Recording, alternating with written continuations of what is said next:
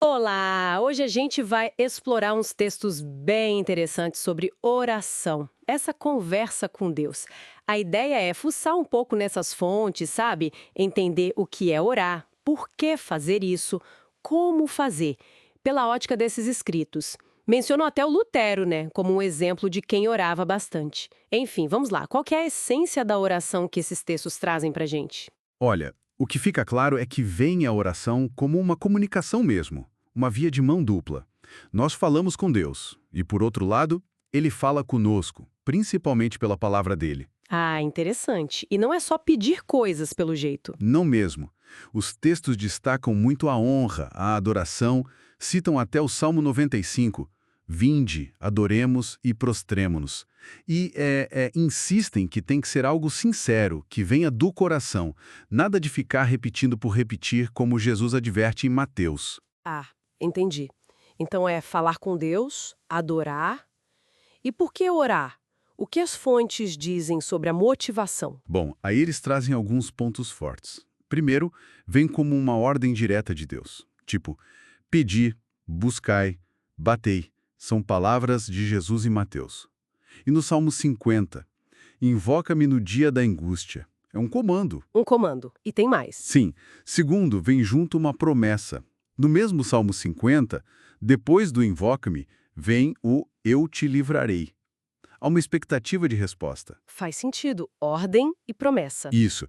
Terceiro ponto, reconhecer nossa dependência. Que a gente precisa de Deus para tudo. Bens materiais, espirituais, tudo. Essa dependência é um tema forte, então. E ela se aplica só a nós individualmente? Não, e esse é o quarto ponto-chave, a intercessão, a necessidade de orar uns pelos outros. Tiago fala disso, né? Orai uns pelos outros. Deriva dessa mesma ideia de que dependemos de Deus e precisamos dessa ajuda divina na vida da comunidade também. Entendi. Não somos ilhas, né? Precisamos uns dos outros e de Deus. Exatamente. E para quem direcionar essas orações, as fontes são específicas quanto a isso? Bastante. Dizem que a oração é só para o Deus verdadeiro, Pai, Filho e Espírito Santo. Citam Mateus, adorarás o Senhor teu Deus e só a ele darás culto, e usam o Salmo 115 para criticar a ideia de orar a imagens que descrevem como feitas por homens. Bem direto. E a maneira de orar? Tem um jeito certo? Tem sim. A instrução clara é orar em nome de Jesus. João 16 traz isso. A explicação que dão é que o acesso ao Pai foi aberto pelo perdão que Jesus conquistou por nós. Então, orar em nome de Jesus e com fé, né? Acho que Mateus fala disso. Confiar que vai receber. Isso é crucial também. Crucial. A fé é apresentada como, assim, indispensável. É a confiança de que Deus não só ouve, mas que Ele tem o poder e a vontade de responder da melhor forma possível. E o que a gente pode pedir? Já que não é só pedir, mas também se pode pedir. Olha, a abordagem é bem ampla. Falam tanto de necessidades materiais, tipo saúde, alimento, trabalho, quanto das espirituais, como fé, perdão, salvação. Marcos 11 é citado nesse contexto. Mas tem alguma condição para pedir coisas materiais? Lembro de ter lido algo sobre isso. Tem uma ressalva importante, sim. Para os bens terrenos, enfatizam a submissão à vontade de Deus. Usam o exemplo daquele leproso em Mateus que pede a cura, mas diz: Senhor, se quiseres, podes purificar-me. Se quiseres. Então é uma entrega, né? Reconhecer que a vontade de Deus pode ser outra. Exato. Uma confiança de que o plano dele é o melhor, mesmo que diferente do nosso desejo imediato. E nesse contexto todo, o Pai Nosso entra como? Mencionaram que Jesus ensinou, que Lutero explicou. Qual a importância dele? O Pai Nosso é visto como o modelo perfeito. A estrutura dele, introdução, as 7 petições que cobrem tudo, né? Necessidades espirituais, materiais, livramento do mal. E a conclusão, consideram essa oração divinamente inspirada, completa, equilibrada. Ela meio que resume tudo o que a gente pode e deve pedir, já alinhado com a vontade de Deus. Falando em vontade de Deus, como ele responde? Essa é uma pergunta que muita gente faz. As fontes tocam nisso. Tocam, e de forma bem direta. Afirmam que Deus sempre atende. Mas, atenção, nem sempre do jeito que a gente espera ou no tempo que a gente quer.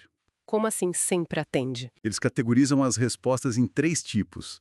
Sim, quando o pedido é para o nosso bem maior, na visão divina. Não, quando não é para o nosso bem. E espera, quando ainda não é o momento certo. Espera? Interessante. Pois é. Isso exige muita fé e aceitação da sabedoria de Deus, né? Confiar mesmo quando a resposta não é a que a gente queria ouvir na hora. Com certeza. E a prática? Onde e quando orar? Tem muita regra? Surpreendentemente flexível. O princípio básico é: ore em todo lugar. 1 Timóteo fala disso. Mas dá um incentivo para buscar momentos de privacidade, para concentração. Aquele entra no teu quarto, de Mateus, sabe? Sim, para focar melhor. Isso. E também valorizam a oração em comunidade, na igreja, como os primeiros cristãos faziam segundo Atos. E a frequência? Toda hora. A orientação é orar sem cessar. 1 Tessalonicenses. Claro que não literalmente o tempo todo, mas manter uma atitude constante de conversa, de dependência de Deus. Especialmente, claro, nos momentos de aperto, de dificuldade. Ok, então, para resumir o que a gente viu nesses textos, oração é essa conversa íntima, reverente com Deus, algo que Ele mesmo pede para a gente fazer. E tem que ser feita com fé, através de Jesus, cobrindo tudo na vida. E o Pai Nosso é o grande modelo. A resposta de Deus é certa, mas do jeito dele. Exatamente. E essa ideia de orar sem cessar que você mencionou, de Tessalonicenses, ela deixa uma pulga atrás da orelha, né? Fico pensando, além daqueles momentos que a gente separa para orar, como essa ideia de comunicação contínua poderia, na visão desses textos, mudar nossa forma de ver o dia a dia? Como seria viver cada tarefa, cada interação com essa linha aberta com Deus? É algo para a gente refletir, né?